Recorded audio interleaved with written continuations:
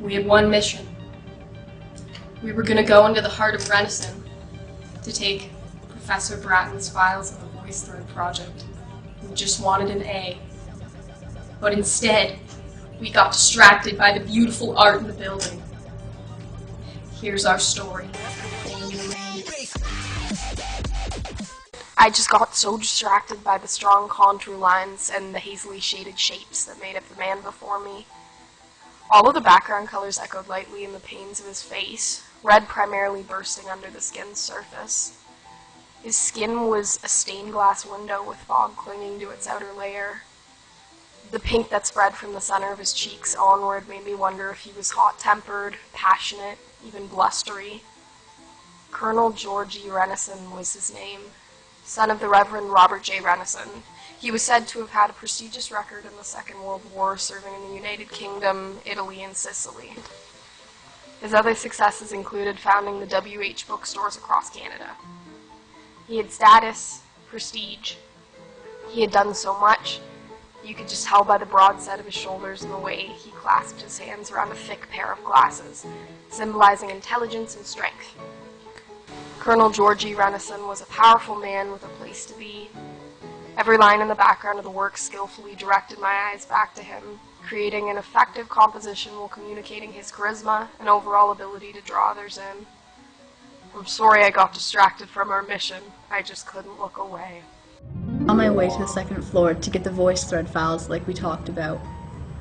Then I saw this painting.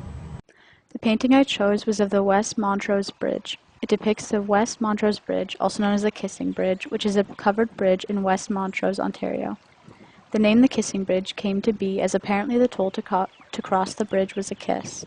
It is the last wooden covered bridge in Ontario and the oldest of that kind in Canada. Because of this, it was designated as a provincial historic site in August 1960. What first drew my eye to the painting was the dainty white flowers scattered along the bottom of the piece. Underneath those flowers appeared the grass they grew upon, varying from an almost white color with a green tint all the way to a deep, almost brown green. The background features a collection of tall trees, which meet the bridge as they come to an end. The bridge stands out with its red, even after being faded by the elements over the years. Running along the top of the bridge is a pale gray roof. Beneath the bridge flows a wide blue river, the reason why the bridge is there. The painting was presented by the University of Waterloo's Women's Club to Renison College on the 25th anniversary open house in the September of 1984, as they had hosted the first reception in the October of 1959. I chose this painting because of its beautiful depiction of nature and sense of serenity. And this is what happened. Taking a wrong turn, I found myself wandering into our chapel.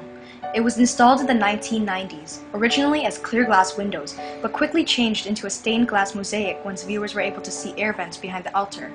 The subtle cross in the middle comes from Celtic origins, a tribute to Renaissance Anglican roots.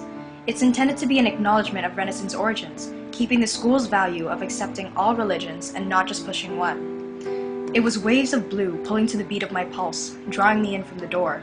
The filtered sunlight, seeping through balanced yet asymmetrical glass pieces, hinted at reds and purples in an ocean of blue. As I stood there, my eyes slowly urged close, breathing in peace, serenity, and solace in its purest form. Soft waves pulled at the seashore, tugging with the rise and falls of my lungs. I tasted the salt water in the air as my eyes traveled upwards, marveling at the deep blue outlined by the sky. Triangles expanded outwards from the intersection of the cross, encompassed by a circle, a symbol for the sun. The mosaic was the embodiment of one sky over all. All of a sudden, I just look to the right and see this beautiful sculpture.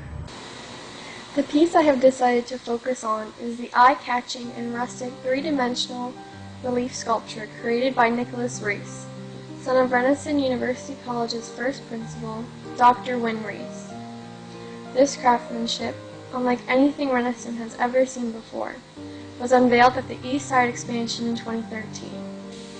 The sculpture was created from a Norway maple and black locust tree that stood proudly on Renison's property before it was forced to be cut down for the 2013 expansion. Roefs saw the beauty and authenticity in both trees and decided to make something fascinating for all the students and staff to enjoy. As a way to preserve the memory of the old Renison grounds, he decided to cut the base of the tree into 4 marathon stumps. This displays the rich history of the college and its diversity and unity, which Roefs intended to portray. The way he positioned all four of the stumps together in a unique shape resemble the Renaissance community as being close-knit, while the darkened pattern rings on the logs show diversification. The rings also show the age of the tree, as more rings symbolize a greater age. Roefs also created it to be unique to the touch, as you can feel the roughness and artistry against your fingertips. As a whole, the piece is very effective. On my way to Dr. Bratton's office to steal the files, and I saw this painting. The painting, by Chinese artist Dr. Annie Wong, commemorates the work done by the Chinese on the Pacific Canadian Railroad beginning in the 1880s. Around 16,000 Chinese men were hired for their cheap labor. The men were subject to working in harsh, dangerous conditions in the mountains, tasked with the treacherous job of mining through the hills and creating the base for the railway to be laid. A reported 4,000 Chinese workers died. The panoramic view of the painting allows for the eyes to wander and put me right in the middle of the scene, becoming not just a picture but a moment in time that unfolded before me. Initially, I was drawn to the men and women in the forefront with their sharper, thicker outlines. It makes even their pale colors pop. The men's features are defined, emotions of angry determination speaking on their faces. The men's bodies are robust and muscled, paying tribute to the strenuous physical labor they have endured. You can almost hear the noise of the seam, the pickaxes hitting stone, or the men grunting in exertion. I hardly saw the desaturated, iron-red train. It seems as though it's coming out of a fog, an afterthought beside the men working on the railroad. The mountains in the back are a subtle reminder of where the men are working, with the vegetation of the mountains appearing as green and dark-toned wisps of smoke rolling along the curves of the bluffs. I'm sorry, but as I walked past, the painting snatched my attention and any recollection of our mission along with it. We didn't get the files.